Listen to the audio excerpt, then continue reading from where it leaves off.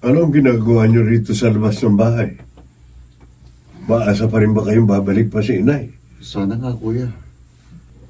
Halos 6 na buwan nang nakalipas. Pero ni Anino ni inay, hindi pa rin natin nakikita. Oo nga eh. Nasaan na nga ba siya? Buhay pa kaya siya? Sa totoo lang, namimiss ko na siya. Ako rin. Totoo nga palang malalaman lang natin ang halaga ng isang bagay kapag wala na yun sa atin. Nagsisisi na ako dahil binaliwala ako si inay.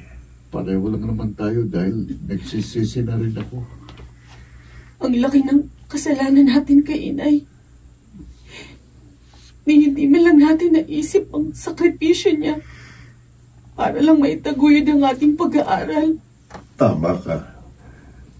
Dahil halos hindi siya magkanda o gaga sa pagtatrabaho para lang matugunan ang ating mga kailangan. At kahit minsan, hindi natin siya napasalamatan. Hindi natin nagawang i-appreciate ang kanyang pagod at hirap. Oh, may kotseng huminto rito sa tapat ng bahay natin. Magandang umaga sa inyo. Kayo na marahil sina Randy, Jonah at Marlon. Oo, kami nga. Oo. Sino ka? Bakit mo kami kilala? May naghahanap kasi sa inyo. Ha? Sandali at bubuksan ko itong sasakyan ko. Inay? Ay! Mga anak ko! Ay! Salamat nagbalik kayo. Nay! Miss na kita! I miss you so much. Sabik na rin ako sa inyo, mga anak.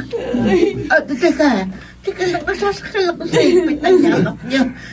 Doon tayo mag-usap sa loob.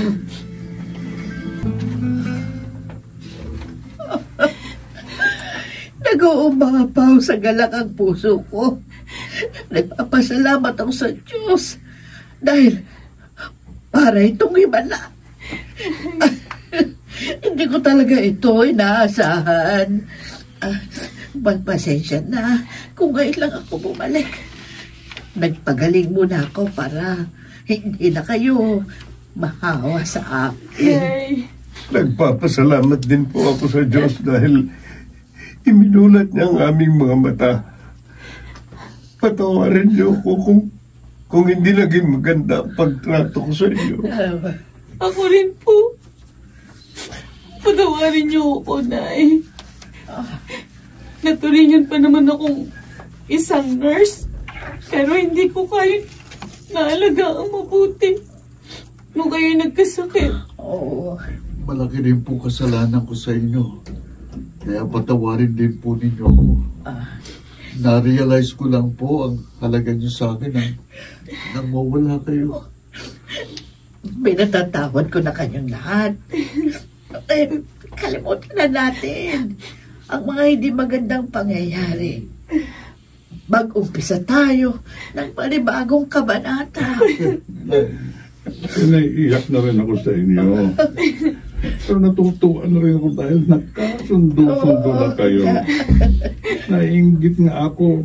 Parang gusto ko tuloy magpaampon sa inyo, Nanay Marieta. Bakit naman hindi? Parang anak na rin ang turing ko sa iyo. Sana naman, Randy. Welcome to our family.